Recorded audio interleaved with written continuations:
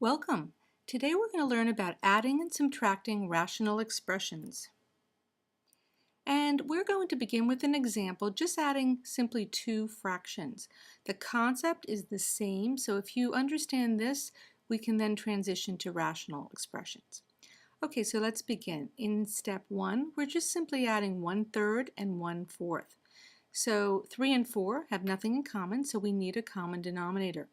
In step 2, what we do is we multiply our denominators, 3 and 4, together to get our common denominator, which would actually be 12. But for the sake of understanding the concept, we're going to keep them separated as factors, 3 times 4, 4 times 3. Okay, so let's move on to step 3. We're going to begin by modifying the denominators of each term. So the first term, 1/3, we're going to modify the denominator 3 by multiplying 4 to it, hence getting us that common denominator of 12.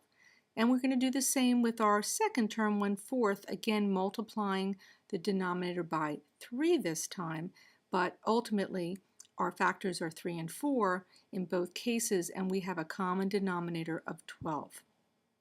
The problem is we can't leave it like this because we then change the original problem.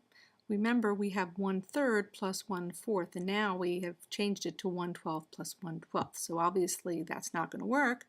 So in step 4, what we do is, since in the first term we multiplied our denominator by 4, we then multiply the numerator by 4.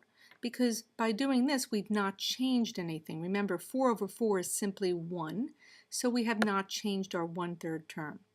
We do the exact same thing for our 1/4 term. Again, we multiplied the denominator in this case by 3, so we have to then multiply the numerator by 3 so that, again, our original terms do not change. Okay, so in step 1 here is our equation again. Step 2, we do what we just showed you, where we're multiplying the 1/3 by 4 over 4, 1/4 by 3 over 3, essentially multiplying 1/3 and 1/4 by 1. So we haven't really changed anything, except we have now created a common denominator of 12. Basically, we rewrite each term.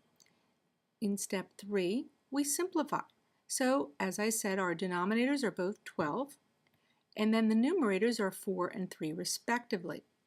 So in step 4, we're now allowed to add the numerators together, 4 and 3. The reason we can do that is because we have a common denominator. We could not do that in the original equation. And then the result in 5 is 7/12. Here we have our actual rational expressions we're going to be subtracting.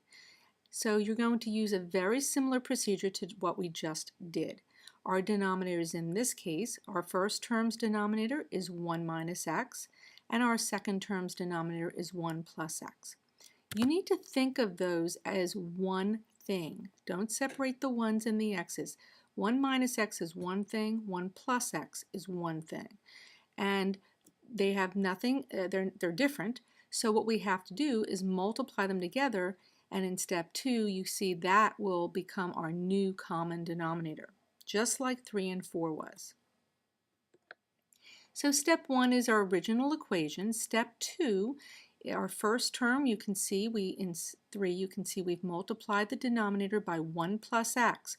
But then that means we were forced to multiply the numerator also by 1 plus x, so we don't change anything. And in step 4, we multiply that denominator by 1 minus x, and then of course that forces us to multiply the numerator by the same thing. In step 5, we simplify our numerator, and we just show one common denominator. In step 6, we also simplify by adding like terms, and we've distributed that -2 as well. We did the distribution. We're adding like terms. We do that in step 7. So in step 7, we simplify the numerator, and the denominator, we can use FOIL or difference of squares to simplify that. And now we have completed our problem. So that's adding and subtracting rational expressions. Now go practice, practice, and practice some more.